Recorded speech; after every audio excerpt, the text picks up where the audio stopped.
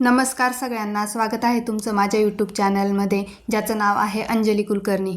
इथे ना ड्युटीवरून आल्यावर आधी मी टिफिन वगैरे काढून ठेवला घासण्यासाठी. तसं तर दोन्ही मुलांचा आता टिफिन नाही, टिफिन फक्त माझाच असतो घासण्यासाठी, तो पण मी इथे काढून ठेवला. तर संध्याकाळचे खूप सारे कामं आहे पेंडिंग, ते करून घेऊ म्हटलं. पण आहे ना, त्याआधी मी कढई बघितली ना, तर त्याच्यामध्ये भाजी जशी तशी होती.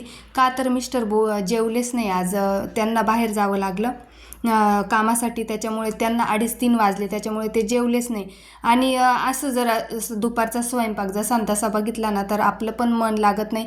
का तर आपण कशासाठी कमवतो, जेवणासाठीच ना, मग जेवून घ्यायचं ना.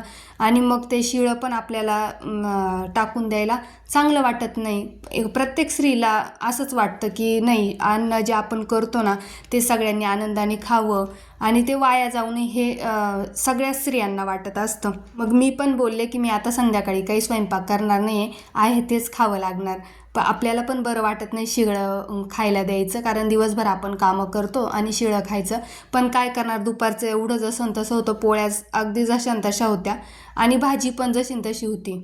मुलांना जी भाजी केली होती ना, ती त्यांनी खाल्ली. फक्त ही आमटी केली होती मी, तर ती जशी तशी राहिली, कारण ते जेवले नाही. त्यामुळे इथे मी संध्याकाळी चहा पण ठेवला होता आणि म्हटलं चला ही भाजी आहे ना आता, तर ती पातेल्यात काढून ठेवू, म्हणजे आपल्याला संध्याकाळी स्वयंपाकाचा ताण नाही. तरी पण मी करणारच होते थोडासा स्वयंपाक मुलांसाठी. ही आमटी त्यांना खूप आवडते, त्याच्यामुळे ही आमटी आणि बाजरीची भाकरी केली होती.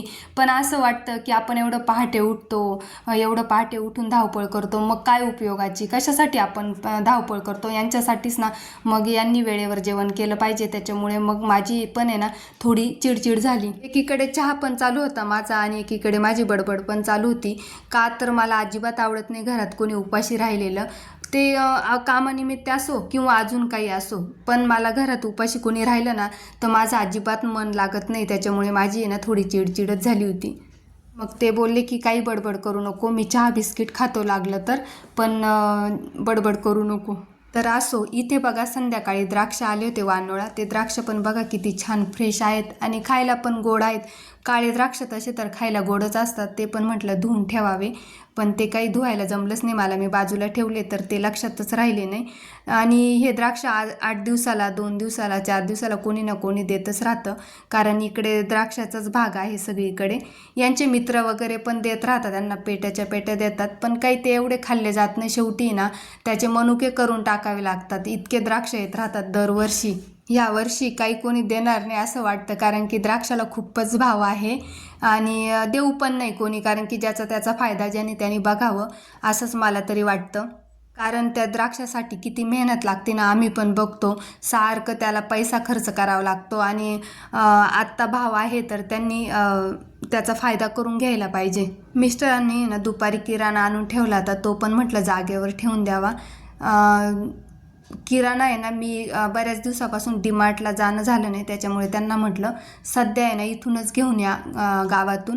कारण मी प्रत्येक वेळी ना किराणा डीमार्टवरून आणत असते, कारण की तिथे परवडतो.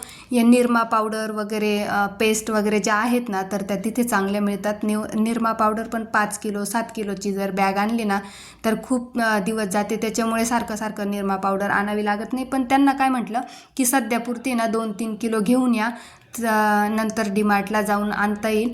मग इथे मीठ आहे ना, मी काचेच्या बरणीत भरून ठेवलं आणि राहिलेलं जे आहे ना, तर ते मी पॅक करून स्टॅपलरची पिन लावून तसंच ठेवून दिलं परत, कारण की ना त्याला पाणी सुटत नाही त्याच्यामुळे. कारण माझी काचेची बरणी जी आहे ना मिठाची, ती काही एवढी मोठी नाही, ते 2दा करूनच त्याच्यात बसतं ते मीठ. आणि हे रिकामे झालेले खोके ना मी फार जपून ठेवते, कारण की जे उन्हाळ्यात मी वाळवण पदार्थ करते ना, तर ते पण नंदेला द्यावे लागतात ना, तर त्याच्यासाठी हे खोके ना मी फार सांभाळून ठेवत असते. वेळेवर ते मिळत नाही, इकडे तिकडे मागण्यापेक्षा आहे ना ते आपण सांभाळून ठेवलेले बरे. मेथीचे लाडू केले होते मी, बघा 4 लाडू अजूनही उरलेले आहे. लाडू माझे या अशी हिवाळ्यात आहे ना 2दा करून झाले, एकदा ड्रायफ्रूटचे करून झाले आणि एकदा मेथीचे केले होते. तर म्हटलं चला आता 2-3 उरलेले, तर तो डबा पण रिकामा करावा आणि घासायला ठेवावा, जेणेकरून तो डबा मला कशालाही कामं येईल.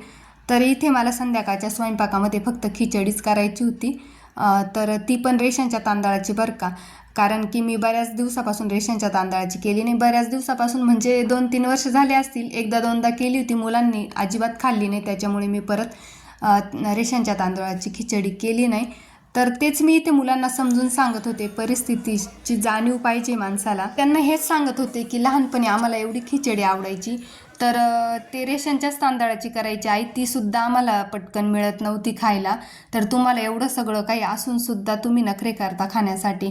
तर लग्नाच्या आधीची तर परिस्थिती होतीच, पण लग्न झाल्यानंतरसुद्धा बरेच वर्ष आम्ही रेशनचे तांदूळ खाल्लेले आहेत. कारण प्रत्येक स्त्रीला आहे ना या परिस्थितीतून जावंच लागतं. म्हणजे असं क्वचित असतात स्त्रिया की त्यांना लग्न झाल्यावर सगळंच काही अवेलेबल असतं, पण 99% ज्या स्त्रिया आहेत ना, तर त्यांना या परिस्थितीचा सामना करावाच लागतो. तर इकडे खिचडी करून झाली होती माझी, बाजूला ठेवलं, म्हटलं किचन ओटा वगैरे आवरून घ्यावा. कारण जेवण झालं ना तर आवरायचा खूप कंटाळा येतो, त्याच्यामुळे म्हटलं जेवणाच्या आधीच सगळं आवरून घ्यावे. आणि हे 2-3 जे भांडे काढलेले होते डबे, तर ते पण मला घासायचे होते, जेवणाच्या आधीच घासून घेऊ म्हटलं. आणि जो लाडूचा डबा मी रिकामा केलेला होता ना, तर तो पण घासून घेऊ म्हटलं. तर चला भेटू मग नेक्स्ट व्हिडिओमध्ये, तोपर्यंत बाय.